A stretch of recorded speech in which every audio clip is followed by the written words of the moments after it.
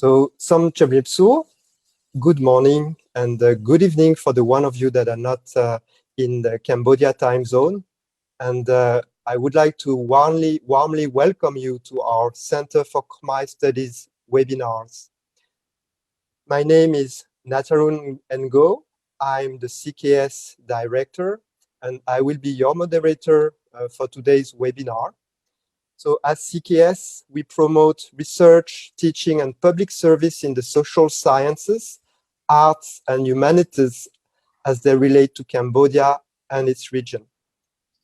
Today, I'm very excited to present you the research team that have worked on an exciting research aiming to understand how to transform urban mobility in Phnom Penh.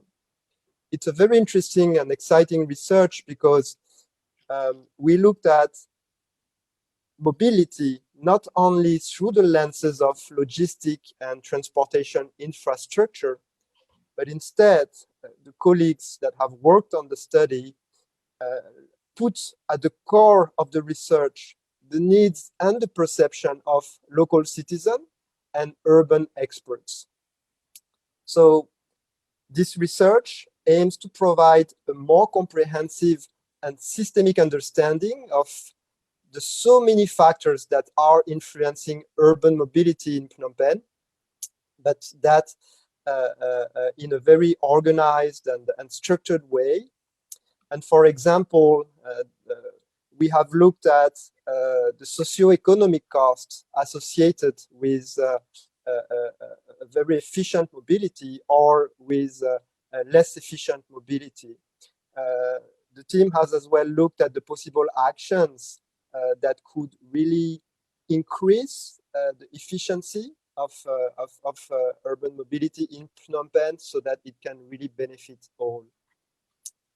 I would like to give you a few information about the structure of the webinar very quickly.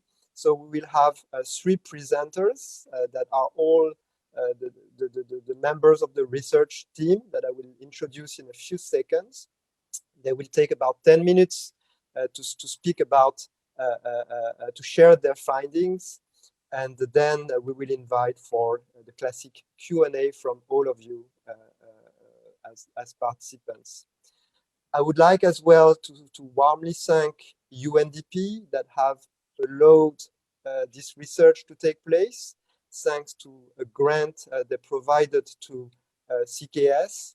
And I wanted to thank very warmly UNDP because they really gave us the full independence and the full autonomy to apply the research methods and the research question that the team wanted, in order to understand better urban mobility. And at CKS, we cherish so much the independence of research as well as its quality. So thank you, UNDP, for that. And I would, before I introduce the speakers, I would like to invite UNDP representative, Ms. Sok Lang, maybe to deliver a few remarks before we start. Thank you. For the introduction, and also greeting to the research team, Mr. Arnd Bätzner, Dr. Veng Kheang PHUN, and Dr. Yat YEN, and also all participants who joining this webinar. And also a special thanks to Center for Khmer Study for organizing this webinar. Actually, UNDP is very pleased to see this important study coming out to public today. It has been a very thorough study with a lot of experts from all stakeholders, especially from the research team.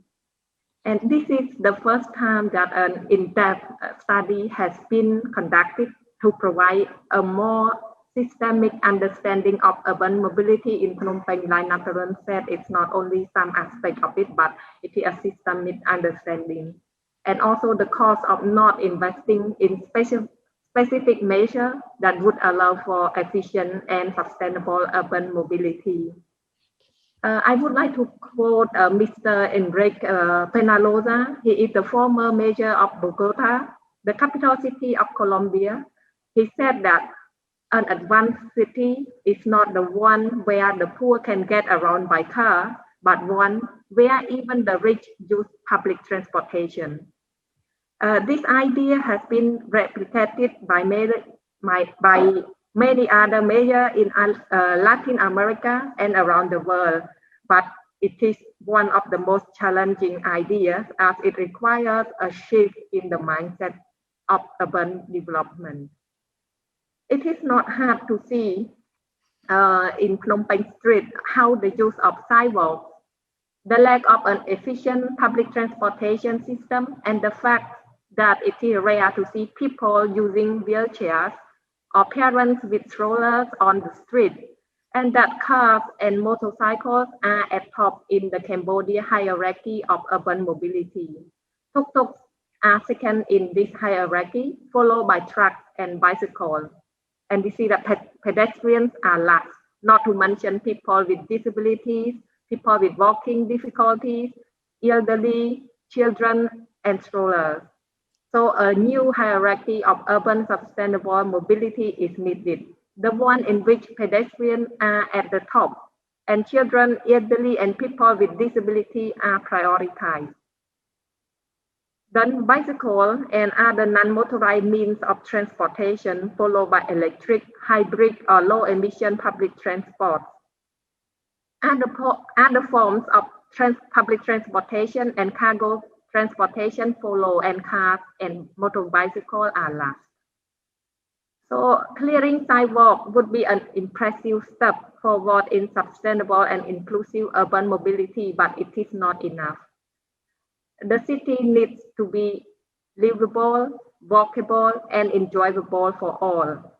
So universal accessibility is not only for people with disability, it is also for families with strollers, elderly people with walking difficulties, shoppers with grocery carts, etc. So in regard to the economic loss due to congestion and sidewalk turn into parking spaces, there is also social cost due to health and safety issues of pedestrians walking on the street. In addition to that, the constrained mobility for certain social groups like people with disability, children, elderly is also a cost, even we have not measured its magnitude in the report. So if we look at the world economies, they have announced carbon neutral deadline.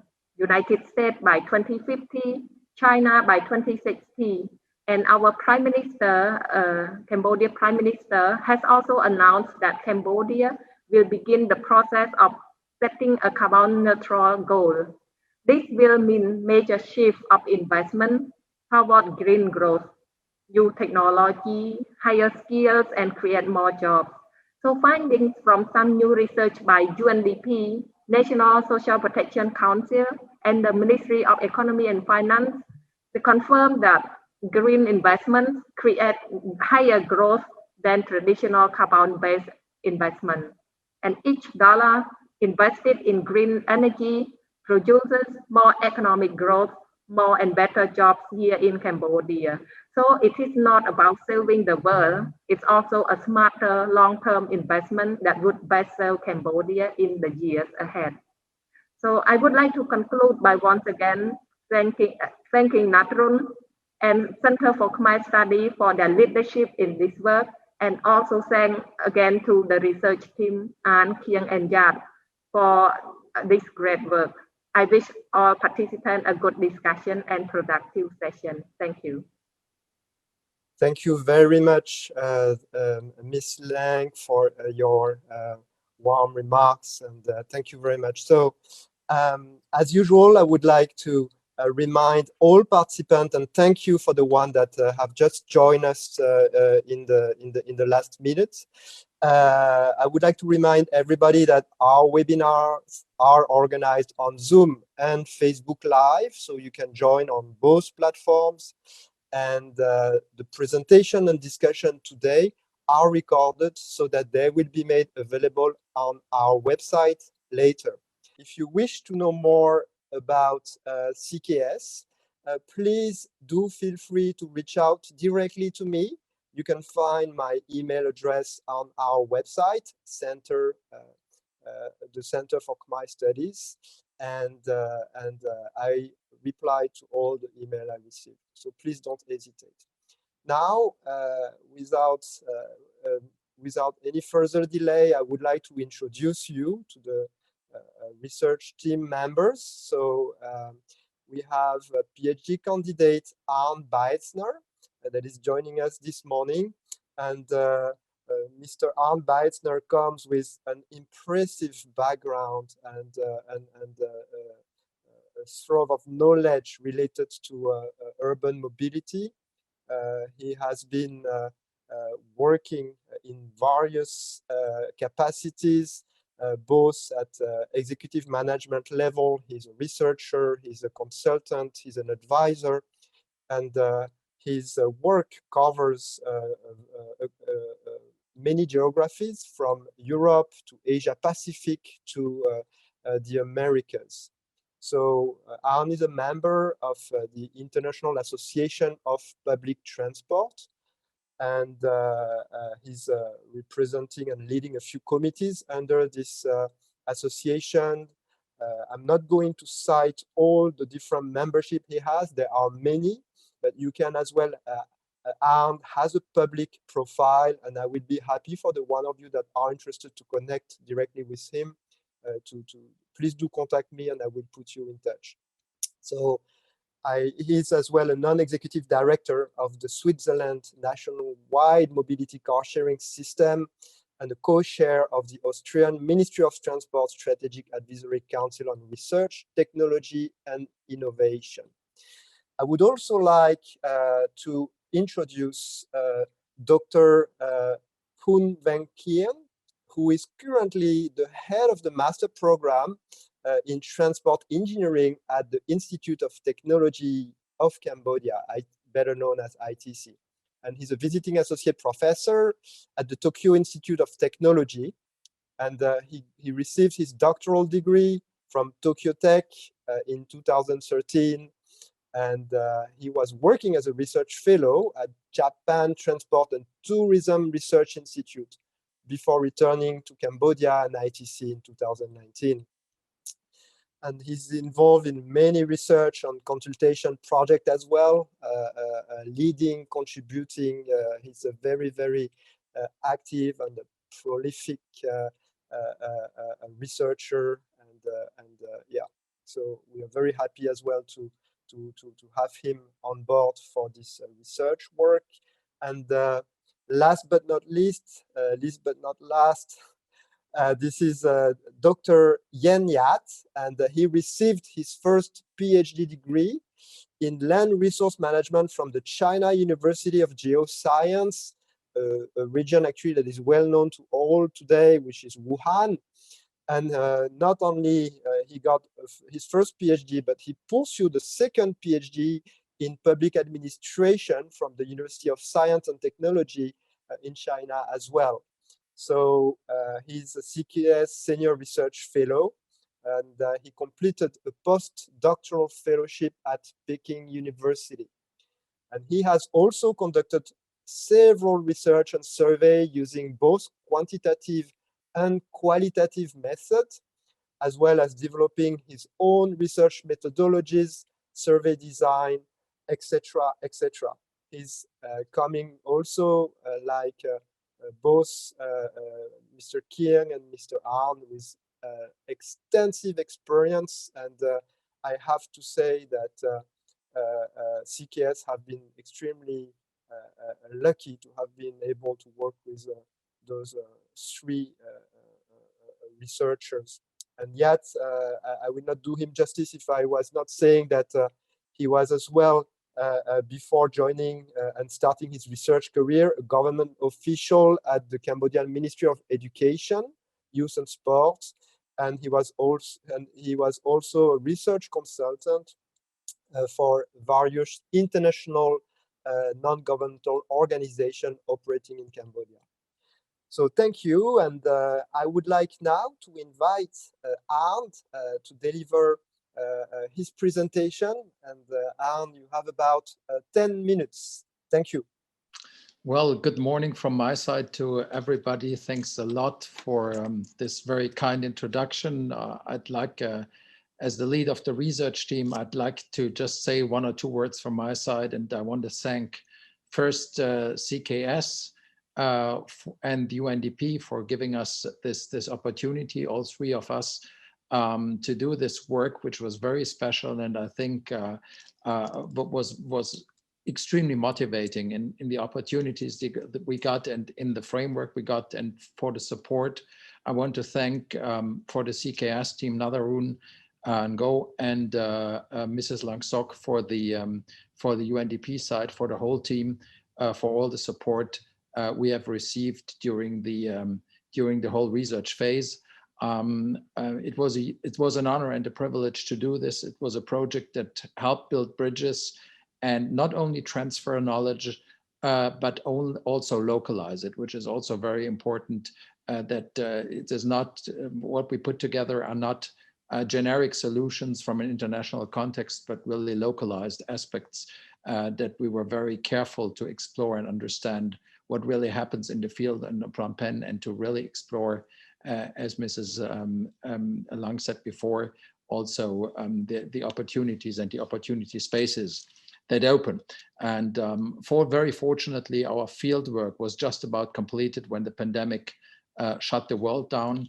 We were able to do in several phases a lot of field work that we'll be referring to in the presentation, and then put it all together in several iterations. And what we'll do, the report will be released very soon. What we'll do today is walk you through a very short presentation of the key points, and I'm be very happy to be assisted to do that together with my colleagues Veng Kheang and Yen Yat. And so I guess, well, I'll share my screen and we'll start the slide presentation right now. Okay, so thank you very much for this. So I'll go into the, I'll start right away. Our key deliverables of the objectives of what we had to do is to look at the trends and drivers shaping urban mobility in Phnom Penh. So what is current and the future. And as Natharoun and Mrs. Lang said before, it's also about the needs and perceptions of citizens and the different aspects governing that. So one of the goals was to provide a rough estimate of opportunity costs of doing nothing versus intervening, the economic costs for Phnom Penh, and the consequences also for the economic growth in Cambodia, and to look at some social implications. So what we have here is, of course, something that is very difficult, and also some people say very dangerous to do, because of course you've got lots of assumptions that you do, and you've got a lot of margins that come into your calculations. Still, we tried to kind of reasonable fence things in, understand what happens in the field, understand what transitions have to be made, and then build a bridge and try to quantify some elements in between.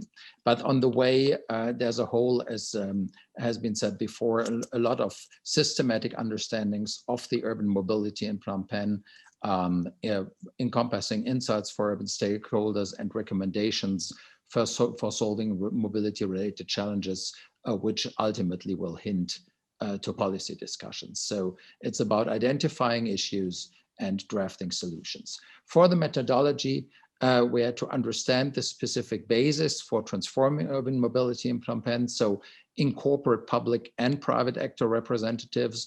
We spoke to a lot of people in the field. The occupation and management of urban space and form, generalized cost implications, and finally, all this had to be, say, if I may say so, orthogonal to the 2014 JICA report, which did a lot of detailed analysis of what happens in the field and quantified a lot. But what we wanted to focus on is especially the social and economic side. So it is a wider and more holistic view of what we want to do, not specifically transport science focused. Another issue was to understand the Phnom Penh market shifts. So the rise in the ride-hailing apps, the market entry of tuk-tuks that had not happened at the time when the JICA report was written and published, and then the massive growth, we'll come to that later, in the importation of secondhand cars to the local Cambodia, especially Phnom Penh markets, which altogether result in a very rapid and huge shift from a pedestrian to a car-dominated mobility over the past 15 years, which of course is something that is a bit difficult and is generally not what, as a transport planner or an urbanist, you want to happen, but that is what happens, and we have to understand it and think about how to counter-steer. Ultimately, that was our job. So among the approaches were interviews with stakeholders and leading to policy comprehension and then analysis, traffic recounts in some strategic sites, and ultimately recommendations for policy decisions.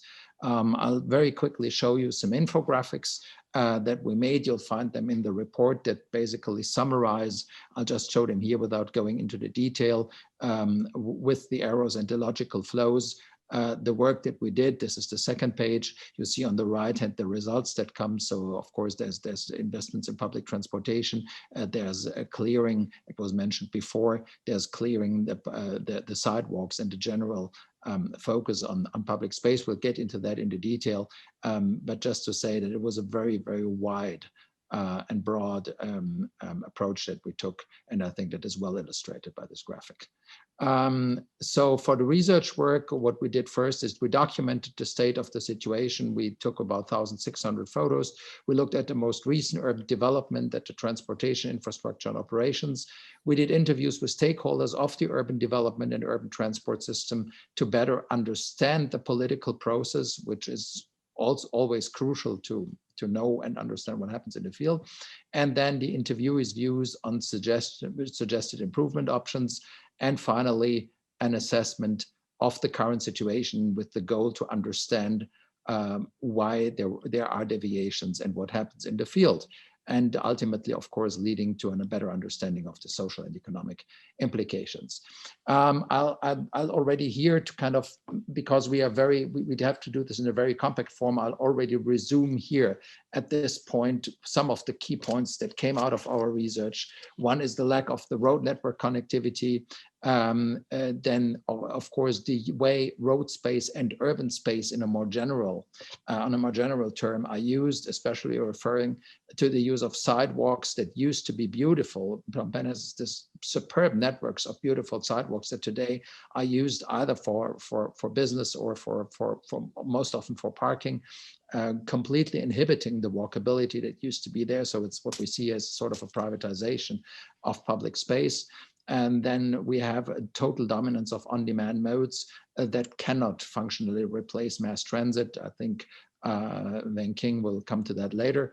And then the privatization of public space and the skyrocketing new vehicle registration rates where vehicles are especially privately held cars. So what we see here ultimately, it's that it's not single measures that we need here. We need a multi-level intervention that is very clearly balanced between the assessment of urban space, between cargo and passenger logistics and everything that is grouped around transport. And now I'd like to pass the ball to Yen Yat and ask him to kindly present the chapters 4, 8, and 9, and Veng Kheang will present in between the chapters 5, 6, and 7, which are transport, 5, 6, and 7, which are transport related. So Yat, the floor is yours.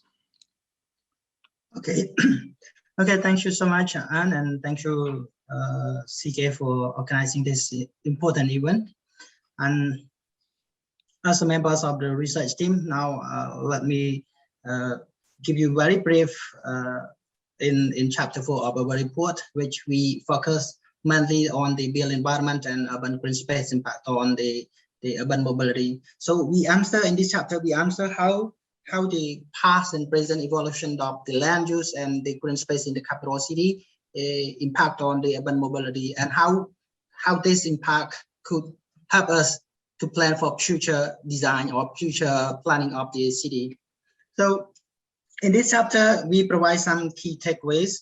The first one, we found that based on our land use simulation, we found that the urban green space and land use in the capital city are missing in some part to some extent, and the green space are not enough providing in the capital city. And so our key suggestion is that providing mixed land use should be the best option to to promote the urban mobility. And the second one, we also suggest, based on our land use stimulation, we suggest to decentralize the city center into the suburban area, especially in the Kanchu Chungwa, to the southwest, southeastern, and to the west in Kambol, and to the southwest is in the Mien Chai district. And please move down to the second one. And for this one, we are talking about green space in the capital city. I'm providing you some facts about the city based on the previous study that I did in 2016, interviewing of more than 500 people in the capital city. More than 60% of those respondents rated the green space in the capital city as poor. I mean, poor condition in terms of accessibility, in terms of safety, in terms of facility and something. And so more than 90% of them said that they need green space in the capital city. Yeah. So based on if we're talking about the fact that we have received so far, for example, based on the report from the Department of Public Garden and Greenery in the capital city, we have only around 42,000 street trees in the capital city, and around 50 streets out of the total street that have been registered, the tree have been registered, have less than 10 street have less than 10 trees for each street. And if we're talking about the numbers of public spaces in the capital city, based on this previous study, we have only 87 public spaces, and more than 60 public spaces are in the capital, in the city center. And total spaces of the 66 public spaces in the city center have only less than 1 kilometer square kilometer. So yeah. So if we are talking about the green space per capita in the capital city is less than 2 meters for one person, which is less than the average standard of recommended by WHO. Thank you so much for this. Thank you very much, Yat. And I'll suggest that Dr. King, you please take up the ball here and continue with the transport infrastructure. King. Thank you, Ann. Thank you, Dr. Yat. Good morning, everyone. So in chapter 5 of the report, it describes the current situation and challenge within the transport infrastructure in Phnom Penh. So we look at several aspects, including the urban road network, the ring road, the infrastructure for new public transport mode that include public bus, airport train, and also the water taxi boat. Also, we also look at the bridge and ferry crossing the river and sidewalk and parking. You know, after doing the desk review, we found that the road network in Phnom Penh are not well connected because of the low density of road and intersection, especially in the suburban area. And it is important that the poor road connectivity should be improved. This includes the connection of the ring road and the bridge that crossing the river. For example, the Araksat ferry now, a lot of traffic. So perhaps the bridge is the best, one of the better option to support the connectivity across the river. The good news is, one of the good news is the ring road number 3 is now under construction. So when this ring road finished, this ring road will connect the major corridor like a national road and then provide better accessibility to and from industrial and commercial side. And also, you know, this ring road will help to reduce the traffic congestion in the city center by, you know, deviating the heavy container truck and other cargo vehicle from the city center. On the other hand, we found that the existing space of sidewalk are occupied by vendor and illegal parking. As mentioned by Ms. Lang from UNDP, a good sidewalk environment will surely encourage pedestrian movement, therefore, you know, promoting social interaction and public health. Last but not least, more parking space are needed in order to accommodate the increasing number of registered vehicles in Phnom Penh. Next slide, please. In chapter 6, we review the situation of public transport. In here, we divided it into 2 parts. The first part is about fixed road public transport. The mode include the public bus, airport train, and water taxi board. These services are public and provided by the government. However, this public transport service has been suspended because of the COVID-19. And part 2, we discuss about the informal public transport. Many people call it paratransit. So this mode of informal transport includes motorcycle taxi, in Khmer, motodup, Khmer Romok, tuk-tuk, bajai with recently ride-hailing app service, and also traditional cyclo.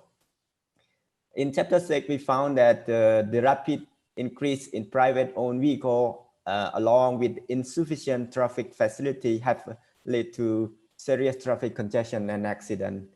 More public transport modes have been introduced. This includes the public bus from 2014 and then ride-hailing service from 2016. For example, in 2019, before the service has been suspended, the public bus were operated on 13 routes using around 200 buses and transport approximately 25,000 passengers every day. We also found that 60% of the bus passengers were free of charge. They did not pay.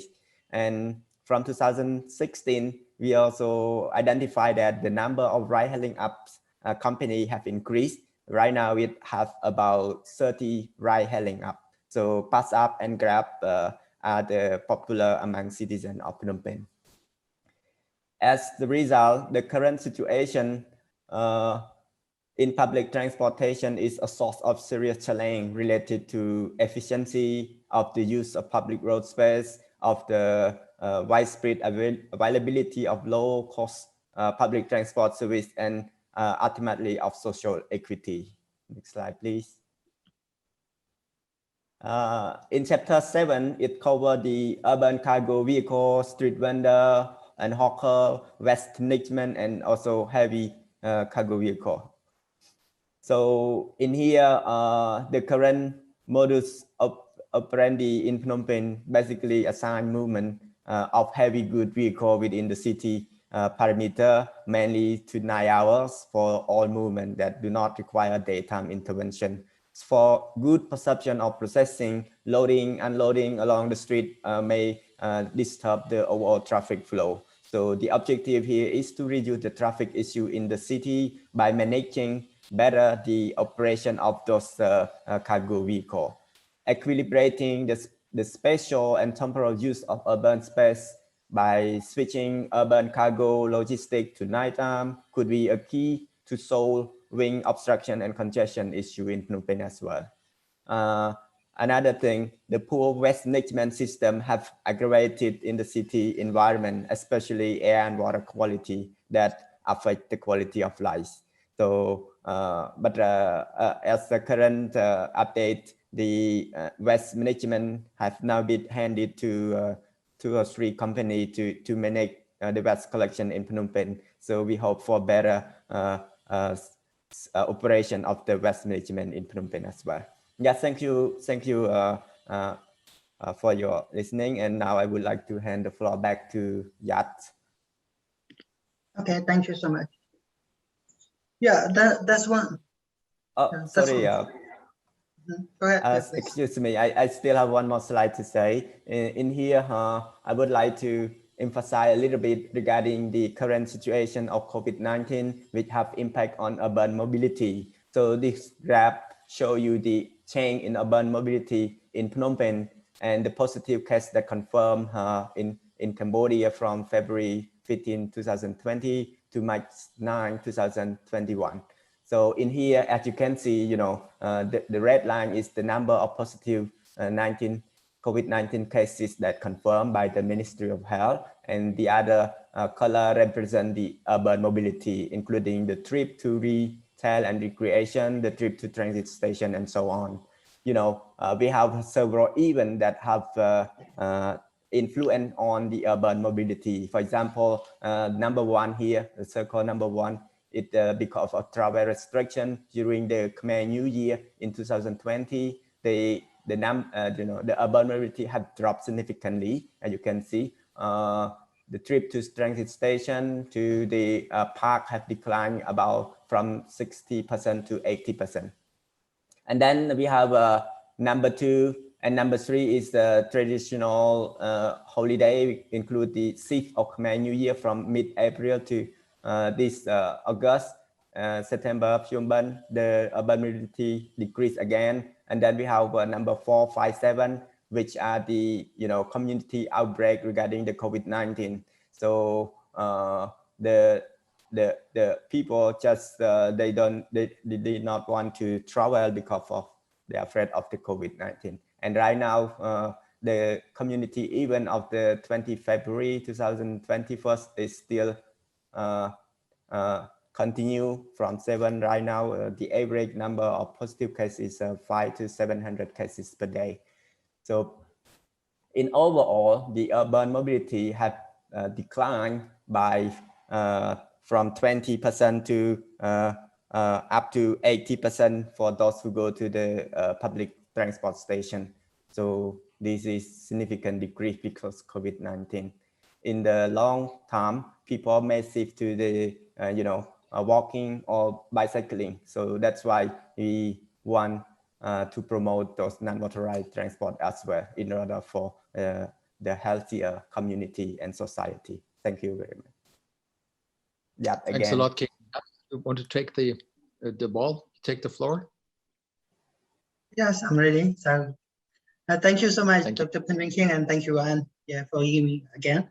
So in this chapter, we are talking mainly on the impact of socio-economic on the urban mobility. Especially, we try to answer how the socio-economic of the people living in the capital city impact on urban mobility, especially talking about their income and the increase in travel demand.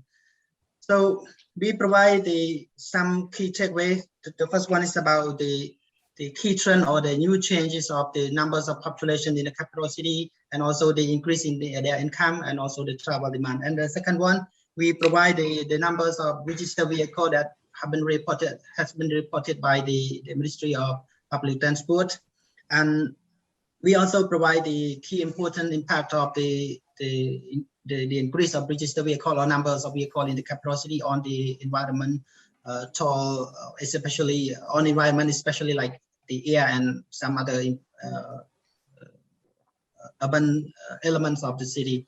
And we also providing some key policy implication for the vehicle control and also the energy reduction.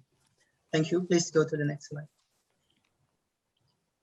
Yeah, so for this one, we are trying to tell you about how the number of vehicles in the capital city have been increased over the year from 2007 to 2017. So you could see that based on this figure, we could see that especially the number of tricycle and family car have been increased largely around 500,000 and 100,000 respectively. And we also found that the numbers of especially motorbike in the capital city increased. We don't have really new updated data, but at least in 2016, we have more than 1 million motorcycles in the capital city. Let's go to the next slide.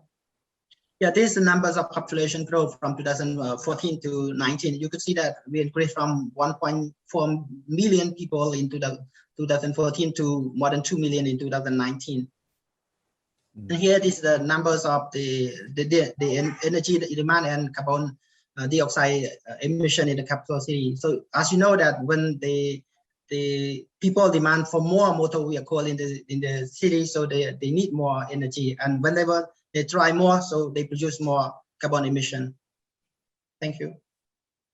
And for this one is a kind of how people mobile in their community. For example, to the special location, like so I could say that it's a service location. For example, go to school, to go to work, or to bus station, and some other important area.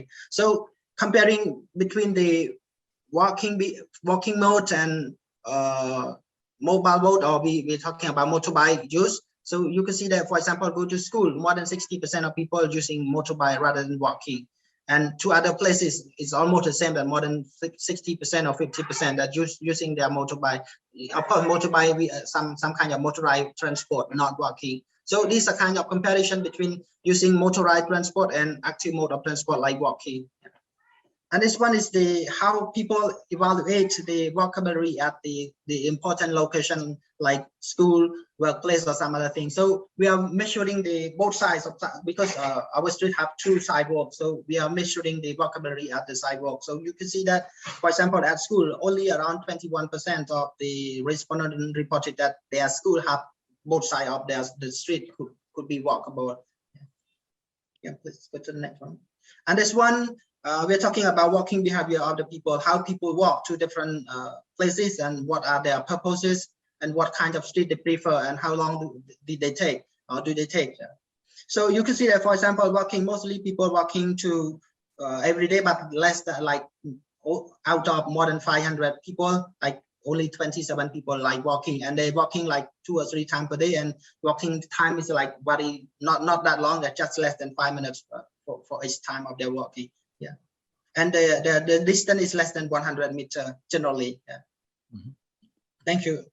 Yeah, and for chapter 9, this chapter 9 is important to talk about the impact of the road safety, or especially traffic accident, on the socio-economic loss. Yeah, so we also provide some key takeaways, such as the how the government responses to the accident. So like the government created or established road crash and victim information system. We also have National Road Safety Committee, and also we also provide some implication. Yeah. Here is about the road traffic accident in the capital city from 2006 to 2017. You could see that the rate of accident, of course, increasing. Yeah, day by day. Yeah. Okay, and this one is just about how people rated their community in terms of sidewalk, in terms of safety, and also how people driving in their community. For example, more than 60% of the people rated their sidewalk in their community or in their village as difficult to walk. And for the intersection in their community, also more than 50% of the people rated that their community had very bad intersection, or it's hard to walk. And for driver in their community also, they rated the driving behavior as bad as well. So yeah, and perceived safety also, they concern a lot about the safety in their community, especially about the traffic accident. Yeah. Thank you. Dr. Yat, Dr. King, thank you very much for this, and for this very compact overview of all the detailed research that went into that. I'll briefly come back to what we did on the stakeholder side. So we talked to the experts and stakeholders via a series of half-structured interviews. So we talked to people from various professional backgrounds, officials, researchers, business owners, development agencies, to understand what issues they perceive, what they mean to them, and what they also see as challenges and possible solutions. And we feel that that was very important, because that could open up the way in a form that if you come with a too formal approach, or with just a written approach, or with a web-based questionnaire, you get answers that you don't get. And then we looked who said what, and where we could find some focal points. I mean, these interviews, they yielded 2 core takeaways. In a holistic assessment, all the categories in urban transport are to be addressed with comparable importance, and a functional and political linkage and interdependency between the categories that we asked them for exists, which cannot be targeted and handled in an isolated manner, but only jointly in the multidisciplinary approach. Now, this sounds a little bit trivial, but in fact, it shows that people perceive very well that is not measure A or measure B that are the silver bullets to the goal, but it has to be an integrated approach, as well as the planning side, as per the measures taken. To put a little more salt with this, the core sides from the interviews were that all parties agree that action is urgent on the very difficult situation with road traffic, as Dr. Yat just mentioned, with congestion and safety, and the declared willingness, as Dr. King mentioned, to invest in transit development. So the need to further develop a holistic, broad view, a coordination of road and public transportation intervention measures, and a very careful assessment of the modes. So basically that points to what mode fits where and what mode can deliver best at what place. So there's a mixed understanding of what is desirable and feasible.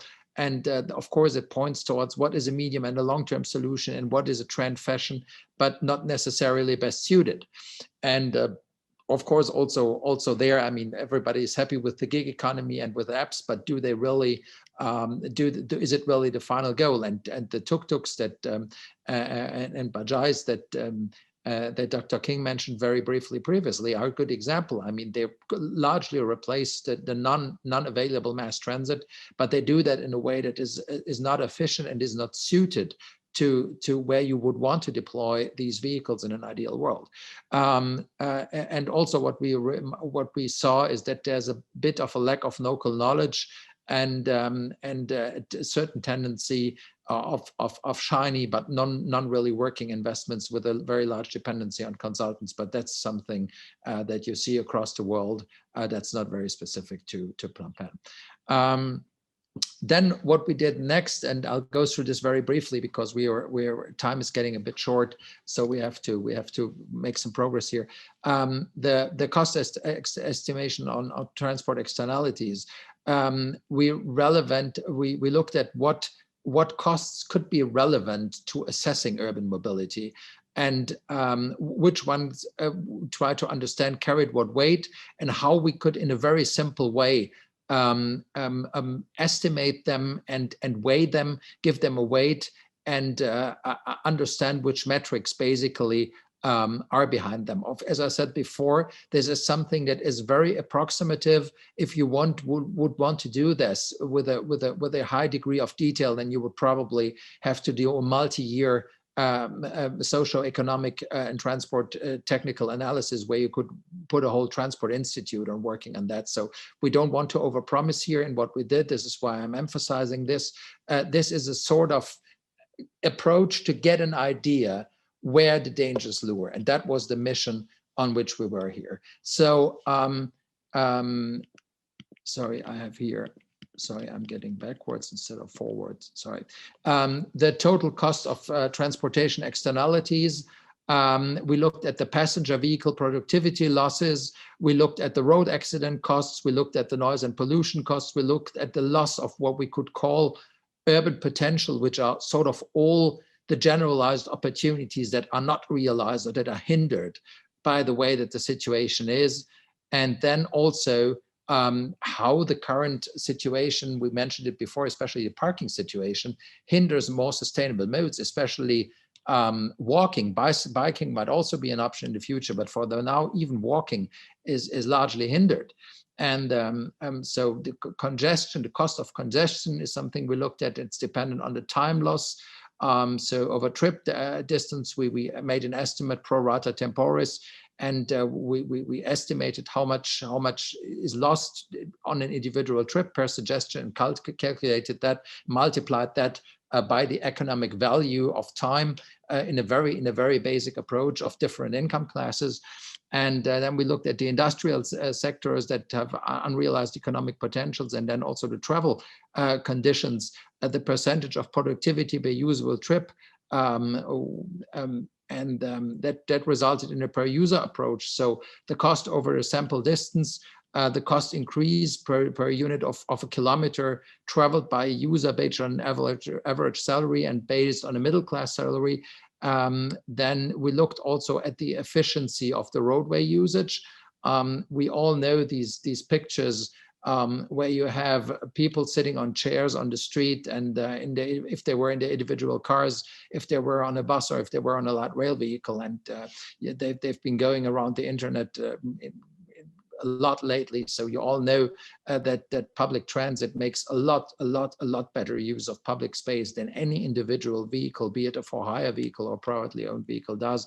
So this is something that we looked at there. And then we looked at the costs of the loss of time for work travel, which is a cost-saving approach to the employer or the self-approach, per labor market and wage category, value of reliability, non-work travel, and then also for freight and cargo, which can also be negative or positive, which is impacted by driver wages, by the difference in vehicle usage costs, and if something is reliable. You know that logistics in large parts of the world are organized in a way that basically warehouses are on the trucks, so it's all about just-in-time delivery, and a truck that comes in 2 hours late can break a whole production cycle. And even if it's not to that point in Phnom Penh yet, I mean, Cambodia is competitive on the global scale and needs to be competitive on the global scale. So some part of these reflections need to go into the game. I'm not going to go into the detail here. This is an example of how we did the trip and income class distribution. So we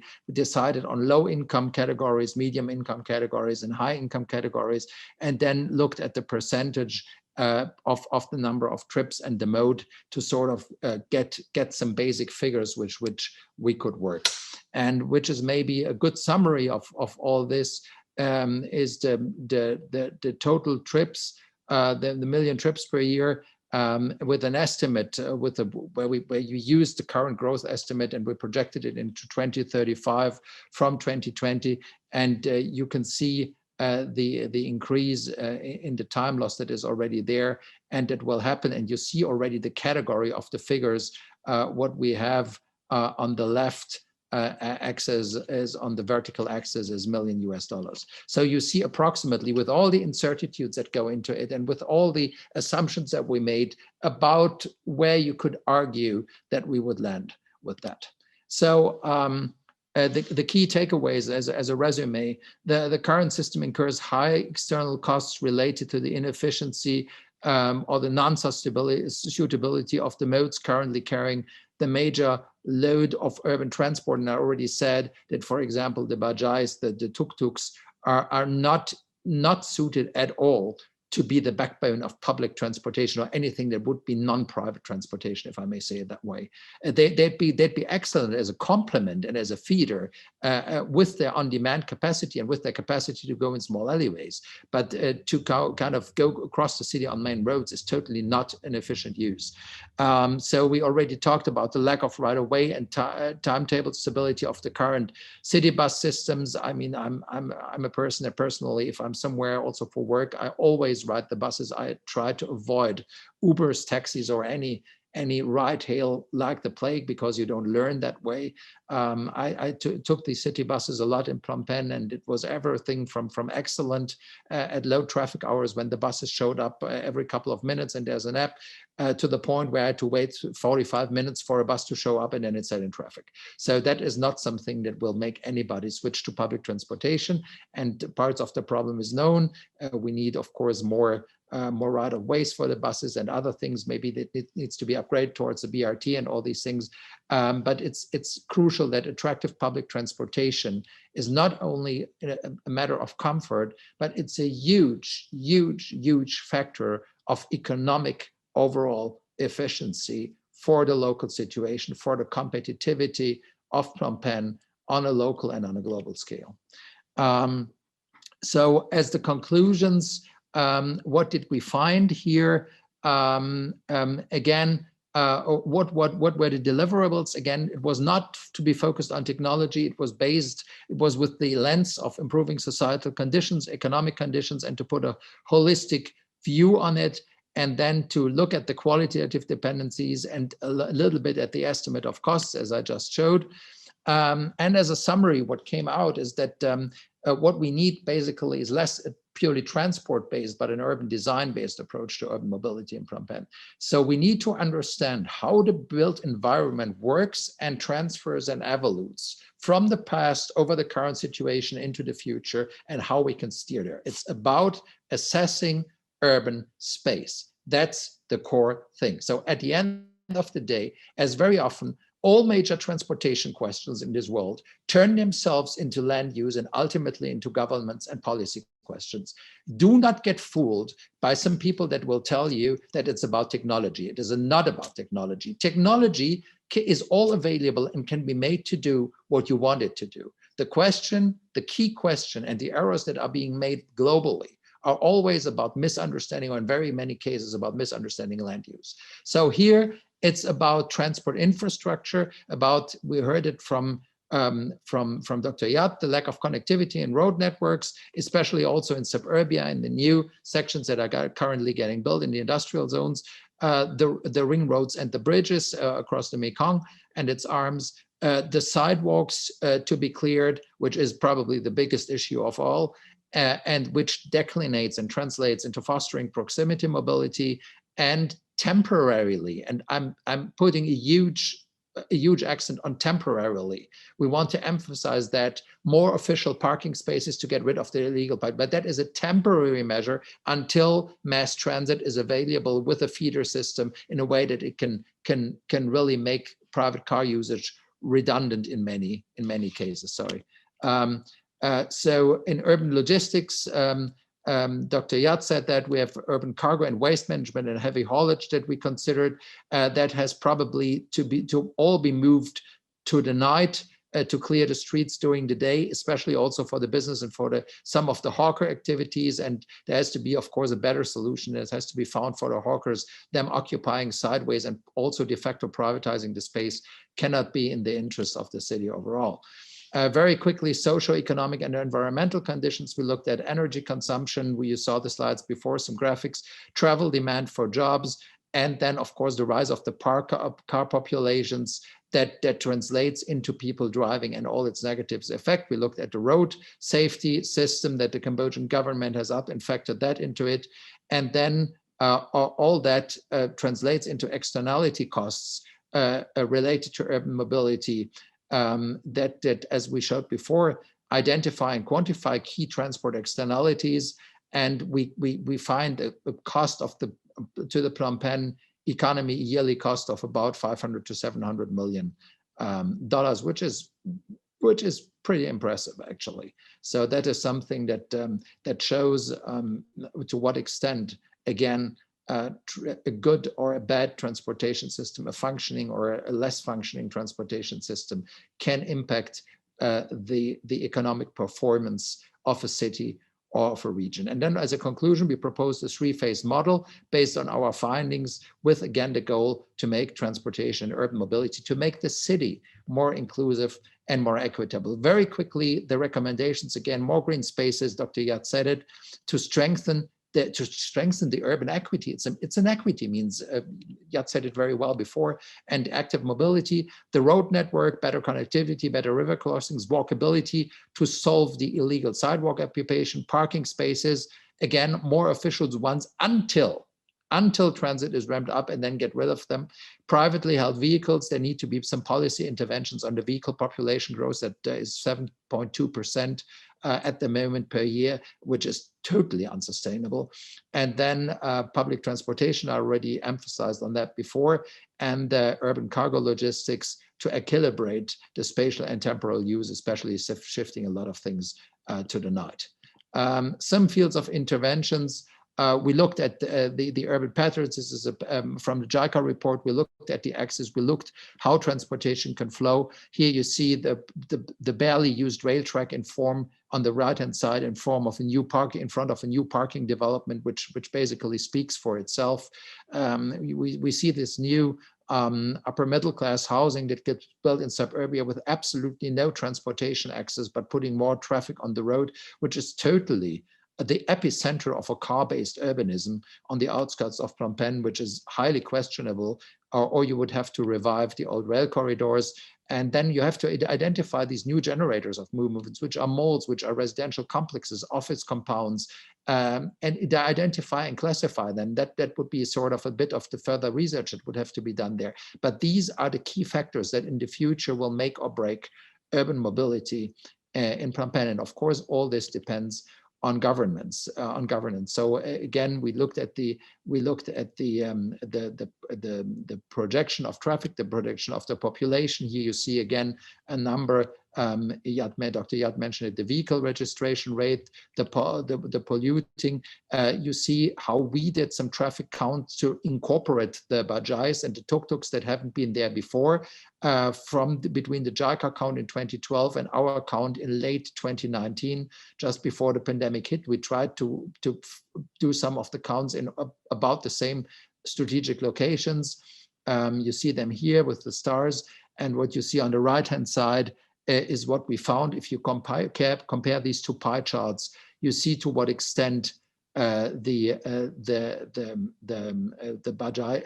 tuk-tuks have altered the whole thing and went from 0 to 11%.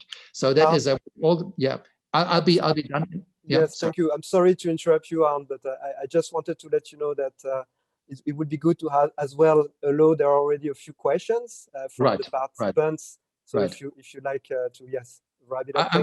I will be done in 1 minute. So thank again, you, sorry for interrupting. No, of course. I mean, sorry. I mean, it's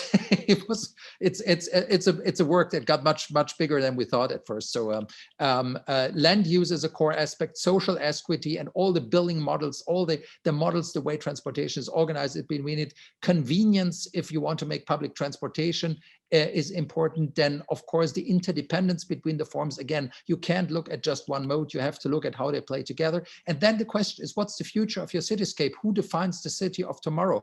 What is a smart city? I mean, Cambodia, I found, is a super digital economy, and there's lots of startups. There's lots of movements in there. Where do you go? Where do you want this? And then that defines the future of mass transit. And you have to look at high density, low density modes, as we said before, and introduce the proper metrics. And then we made very quickly, and I'm concluding with this, a 3-stage model from 2020 to 2050. We proposed first to introduce some urban cable cars and the rapid transit, then to build rail-based mass transit. It's similarly to introduce road pricing, to work on the urban cargo distribution, and ultimately get to a proper reassignment of modes, which is this very idea of adopting a holistic view, defining public interest, set the focus on societal impact, agree on new metrics mirroring those externalities we've been talking about, and assign the mode as per their systemic strength. This is it. Thank you very much, and sorry that this was a little bit longer. I'd like to thank at that point, and that will be my last sentence for this presentation, I'd like to thank my colleague, Dr. King and Dr. Yat, for the fantastic work that they did and for the fantastic opportunities to work with them and to discover the richness of their research and the richness of Phnom Penh and of the country. To you and to Natharoun NGO and to UNDP, a big thanks again also from my side. So now we get to the questions. Thank you very much, Arnd, and I can definitely echo the fact that the research got really big, and the value of it, in fact, is that it raises as well a lot of questions, and it indicates toward, a lot of possible good following up research, that can go more in depth into many of the elements that you have presented so far. And such research was not existing before the work that you have presented. So thank you very much for that. Maybe I want to start first with a question to the three of you.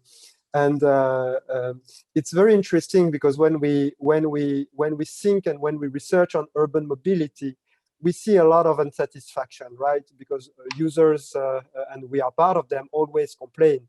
And this is what we call the confirmation bias, the fact that we base our own assumption on our own experience and our own understanding of what we see and what we, in the day-to-day. And therefore, it ends in, oh, the traffic congestion are so bad in Phnom Penh, and the situation is very bad. But I wanted, my perception really changed after the research, and I wanted to ask the three of you, how does Phnom Penh would compare, in terms of mobility situation to other capitals that you would have seen or experienced in the region? And my question is not about, a precise definition of it, but really from your experience, what's your assessment of that? Yeah, thank you so much for your question, Natharoun.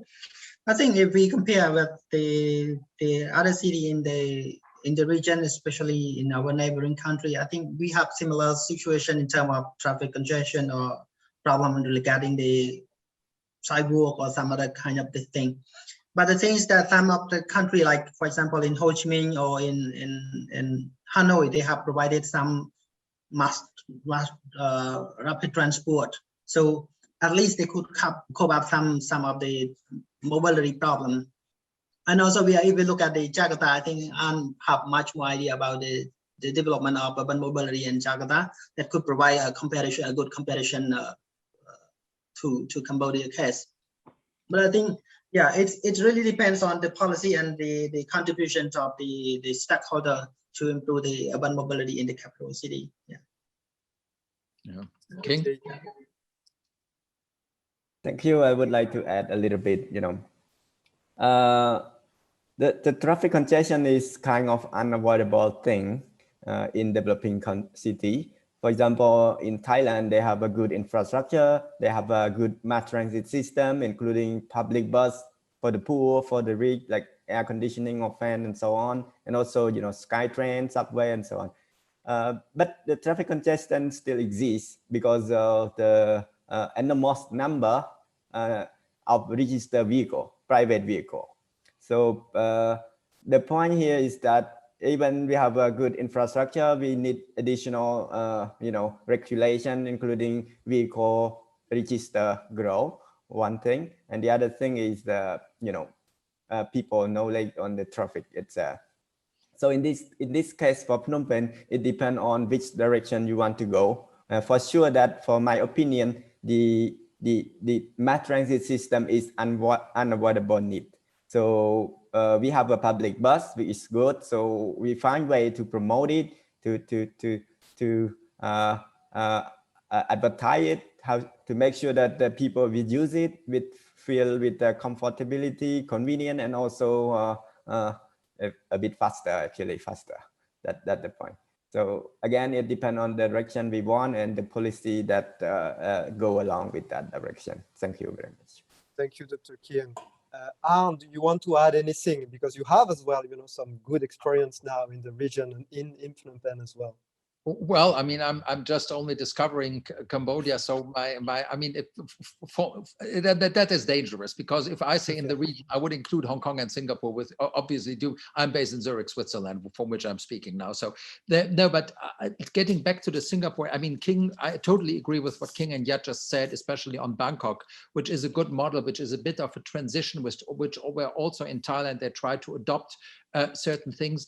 What is super crucial is two things: to know what infrastructure is around and to revamp it. And what is happening, I think the most promising thing that is happening in Cambodia and in Phnom Penh right now is the redevelopment of the railway. People tend to not take this airport train very seriously. But the fact that in 8 weeks, they built this connection to the airport, in 8 weeks, they built this connection to the airport. That is something where Cambodia is an example to the world. And this train there, it may run half empty at the moment, but the chance to augment it over the time into a commuter railroad, to use existing corridors, and those are so valuable in infrastructure, that is one thing. And on the other thing, what you need is learning from places like Singapore, which the whole world has to, that's not only Phnom Penh, but in terms of road pricing. There has to be a sticker price on car use, and that, again, that is valid for most of the world. Much more, we need some dynamic road pricing system, and Singapore, in my eyes, has the most advanced in the world. I know Singapore very well because I've been working there, but that is something that can be gradually adopted, with respect to what Dr. King just said, that it's unavoidable in a transition phase to have this traffic jams and to have too many cars and too many motorcycles. But now with the right policy measures, and we try to frame some of them in the report, we couldn't get into all the details. If not, we would still be sitting here tonight. But we'll have to take these things up. Thank you, Natharoun.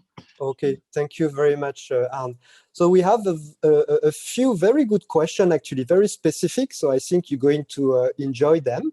So I'm going to start with the first one that relates to green spaces, and there are another one. But so the person picked up that Dr. Yat, you mentioned about 1.1 square meter per capita for green areas, and the person wonders what year was that data from, and do you have any estimate about available green space in Phnom Penh today, and how would you see that estimate growing or decreasing, and for what reason?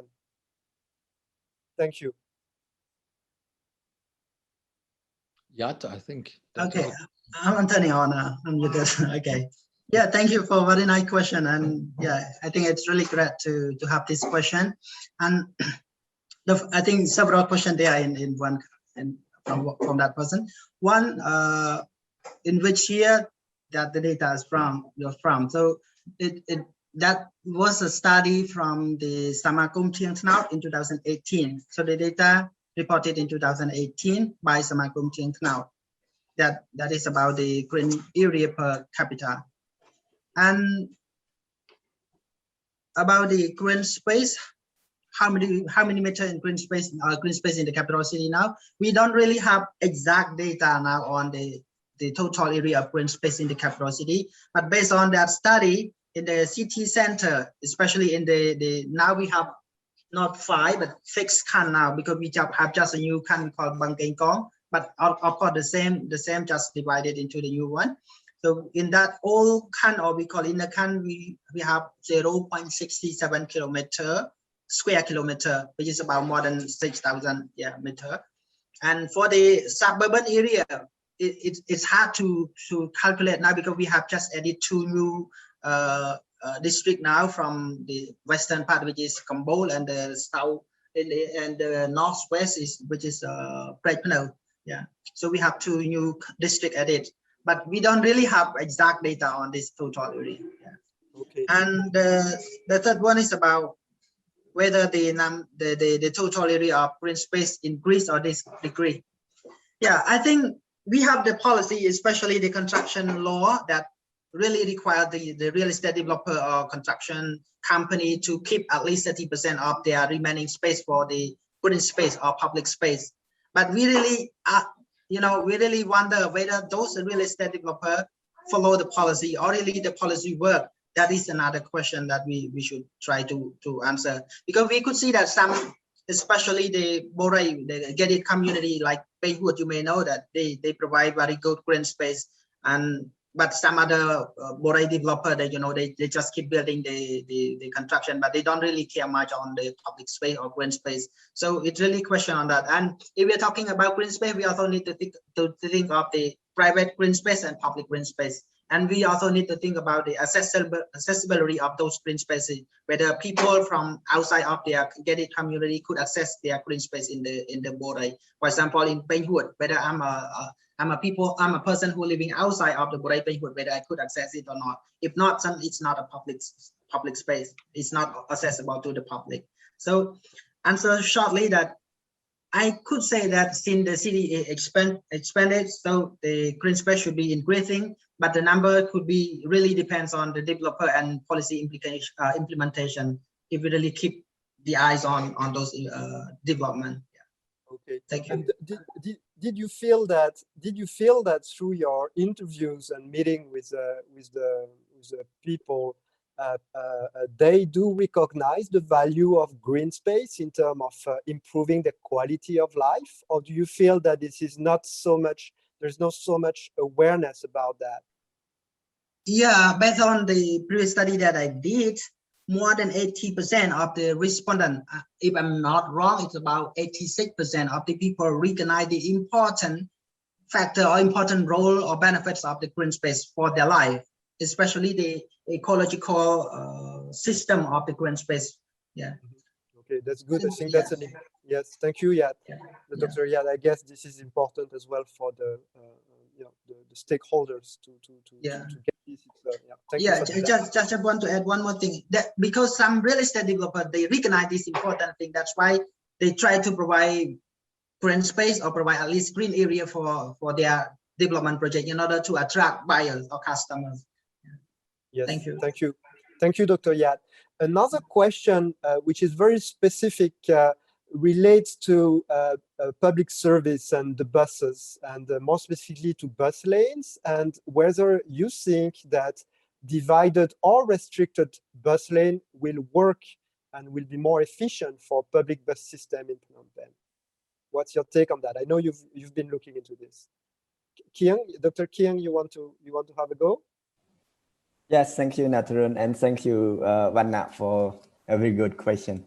So the question is coming around Phnom Penh citizen for sure. You know, there is no exact answer, yes or no, for this question, because it should come with other things. For example, if you build a very good separated bus lane for only public bus, of course, the bus can run smoothly on there. But what happened to the existing traffic flow along the same street? That is still the big question that the government and also the study team are considering.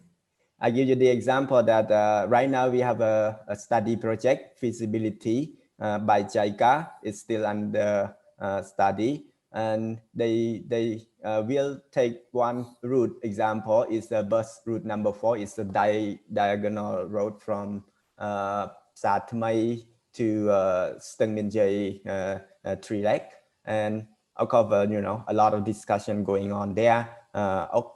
They want to improve the bus speed, so they decided to consider an option as a bus priority lane.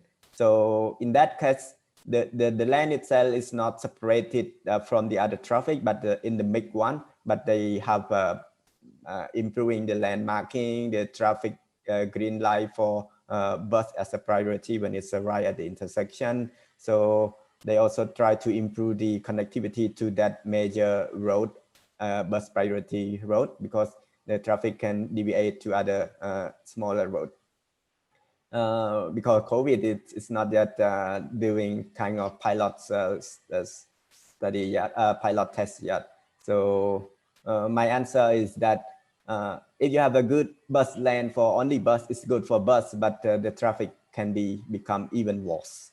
Thank you. Thank you very much, Dr. Kheang. Okay, so good. So we're going to take as well the next question related to. So this is a more general question related to policies and whether Cambodia has enough urban policies to address the existing and emerging urban problems. What do you think? And yeah, what do you think? What is your assessment? What is your take? I think Arnd can provide the answer. Thank you. Okay. Well, I think, well, I'll keep this one very short. You know, that policy is one thing, enforcing it and bring it to the ground is the other thing. The knowledge is certainly building there and is building at a good pace, but then it's transportation. The nice thing about it, and also the difficult thing about it, it's that, again, it's holistic and it encompasses everything.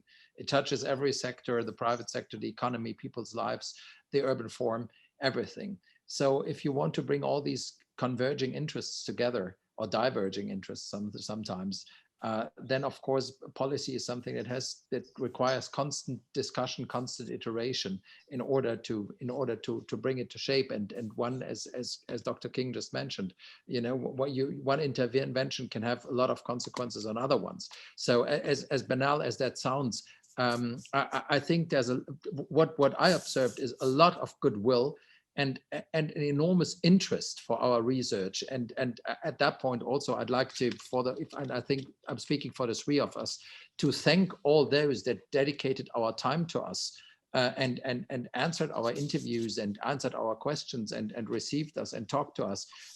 And what we observed everywhere is a huge interest to do those things, and also maybe correct some errors that have been made in the past, which at the time seemed to be reasonable decisions, but today appear as errors. My prime example again is the railway. You know, to maybe put the rail corridors that are remaining back into action, and then to extend it and to make it part of a mass transit system, be that grade separated or not. But all these things, that is very important. And what I saw is a tremendous openness that, if I'm very honest, sometimes here in Europe, I miss that openness and that willingness to address problems very quickly. So I think that there's a lot of things can move very quickly on the governance side if we all continue to provide the right advisory.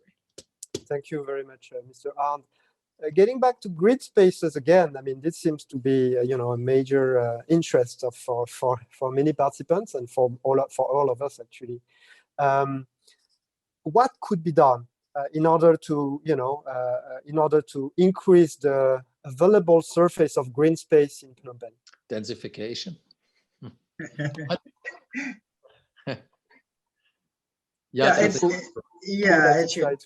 It should be on me, I think. Yeah, I could say it's interesting, but this question is really hard, because government also asked themselves about this. How could we provide more green spaces to the people? It really depends on, I could say, one depends on the master plan itself. If we really have a good master plan that provide enough spaces for the people, for the public, that one question. Second question, if we really have a good master plan, and whether we really implement the master plan strictly, that is the second question. So it also really depends on the contribution by the stakeholder, especially the real estate developer, I could say. So whenever they have new projects, they include the green concept in their project. That should be one of the key provision of the green space as well. Yeah. So I could say it's really depends on the government policy and implementation. Second one should be really depends on the real estate developer. Yeah. Whether they really include the green concept into their project. Yeah, to provide more green spaces for the people and especially for their customers. Okay. Thank you. Very good. Thank you, Dr. Yat. Can I add a little bit? Please, Dr. Kim.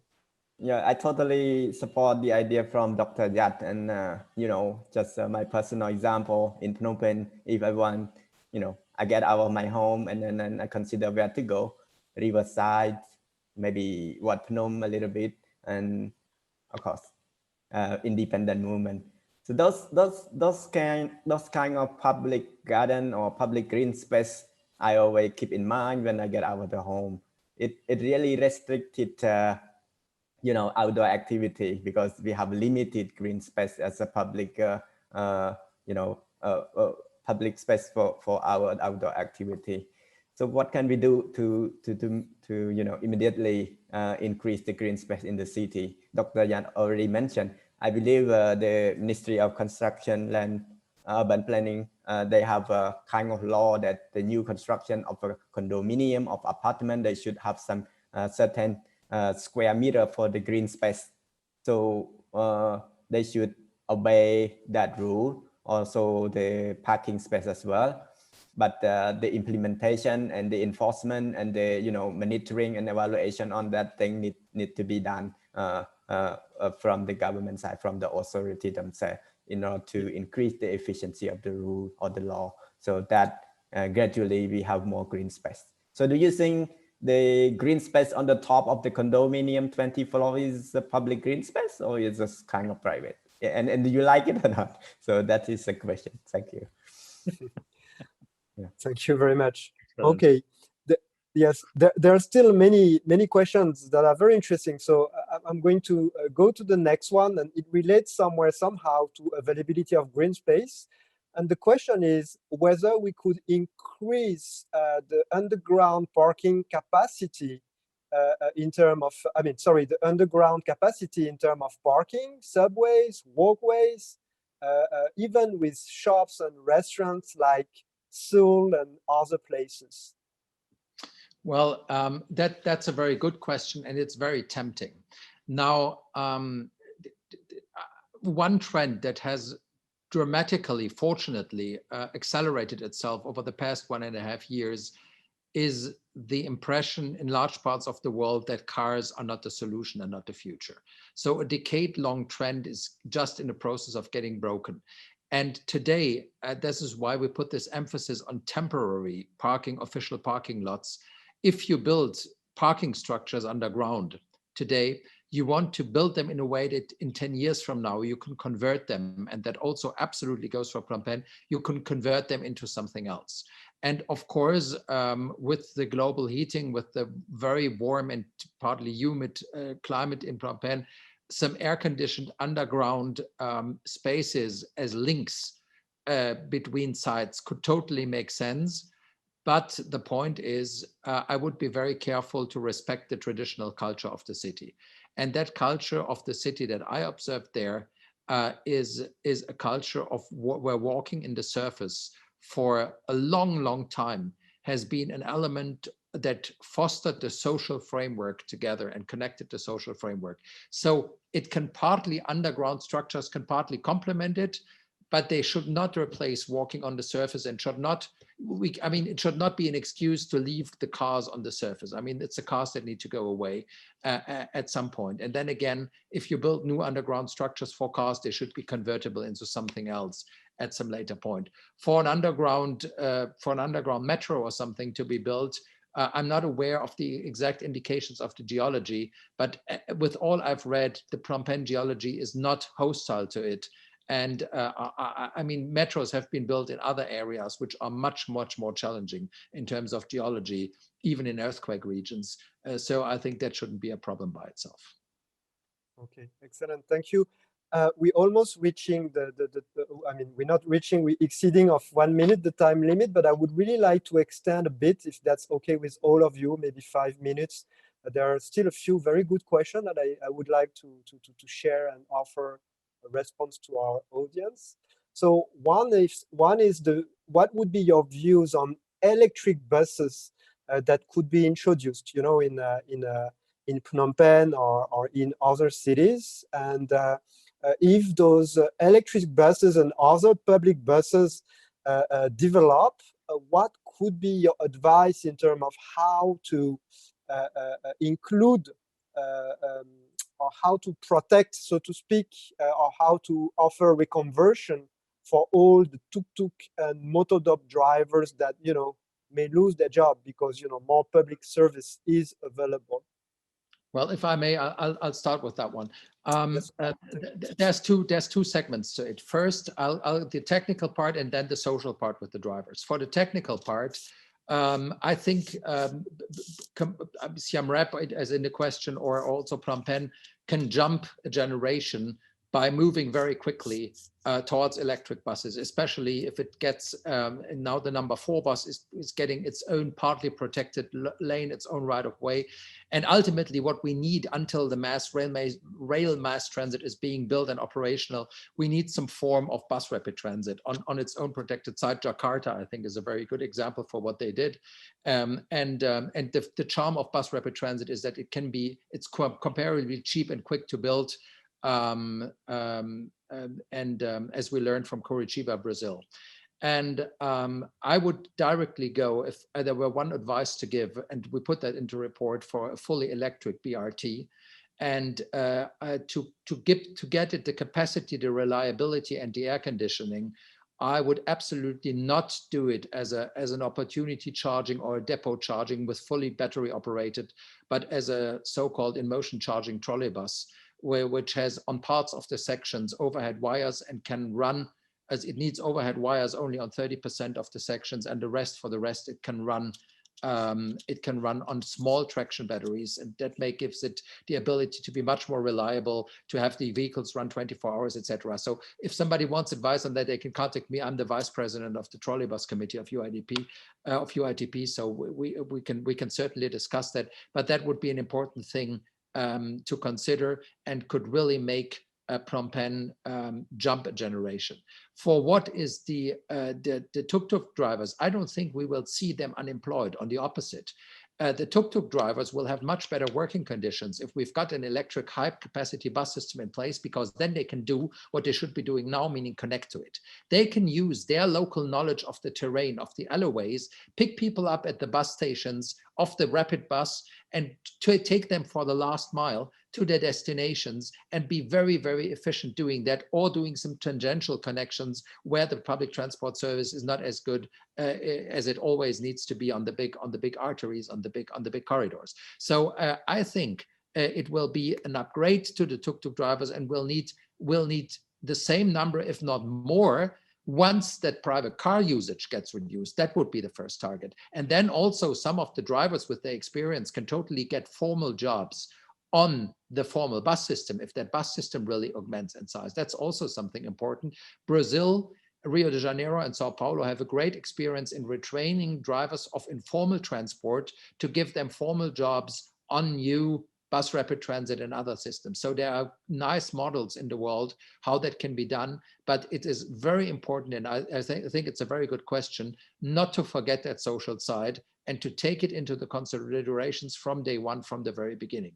So it's a very, very good question. Thank you for that. Thank you, Arnd. Yes, Dr. Kien, you wanted to say something? Thank you, Arnd. Yeah, I think your answer is good enough, but I want to add one example. In addition to the fact that Siem Reap is a tourism place, tourist people, local people like more greener, greener public transport like electric bus or even electric rail in the future. So in that case, what happened to the existing paratransit operator, including tuk-tuk, motor driver, and so on? So two solutions already proposed. One is the job priority in the public bus or rail transit system. That is, we give the priority job to those existing driver first, and the second, rearrange them as the feeder service so they can take the passenger to or from the bus stop and the train station. This is we have an example from the Philippine case. They build the new bus rapid transit, and then there are significant impact on the existing jeepney driver. So they come up, they protest against the government, and then the government come to that kind of solution, feeder service and job prioritized in the BRT new system. Thank you.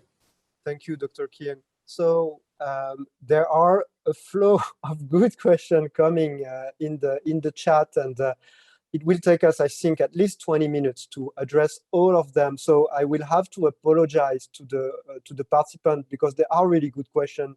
So for example, one is related to the PPP model, public and private partnership, and how this could be, more feasible, and what would be the assessment of the research team here.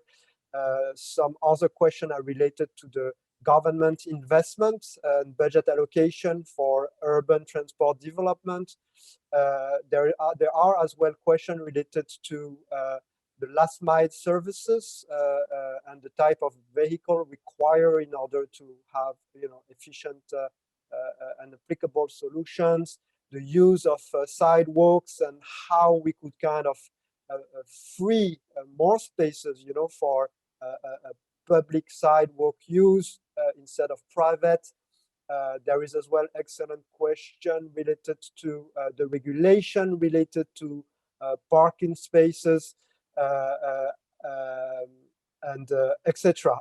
There are many. So what I wanted to share maybe is that for many of those questions, you will be able to find answers into the report that CKS is going to make available in the coming weeks. Maybe it's going to be a week or two maximum, and you will be able to see it and download it from the CKS website. The research team is just working on very small adjustments, but it's already there.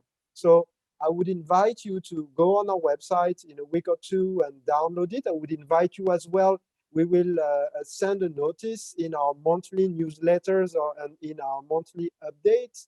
So if you haven't registered to CKS mailing list, please do so from our website. And the report is really very detailed and very rich in terms of knowledge. Not both. The three of the researchers that have been speaking today have spent a considerable amount of time to kind of gather data, verify the data, and do analysis. So it's really a high quality report that I'm not shy to promote, and there is not many equivalent in terms of analysis as it exists today. I would as well do a bit of promotion for the urban database that CKS has recently released. Data is the essence of all the work that we do, and we believe that if you're interested, you will be able to find, qualitative, quantitative data as well from this database, and it is as well evolving. It's open access, it's free, so please go take a look at it. I would really like to thank very warmly Dr. I want to call you Dr. Arnd, because you're not just a Mr. You have such a deep level of knowledge on the topic. So thank you for leading the study together with Dr. Kheang and Dr. Yat. It has been really a pleasure to collaborate with you three.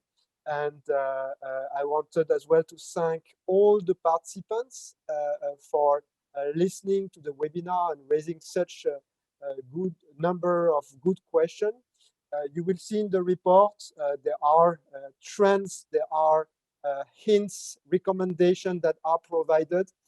The report doesn't intend to answer all the questions, and at the opposite, it as well raises a number of them that needs to be addressed, but that shows as well how complex urban mobility is and how complex systemic issues are.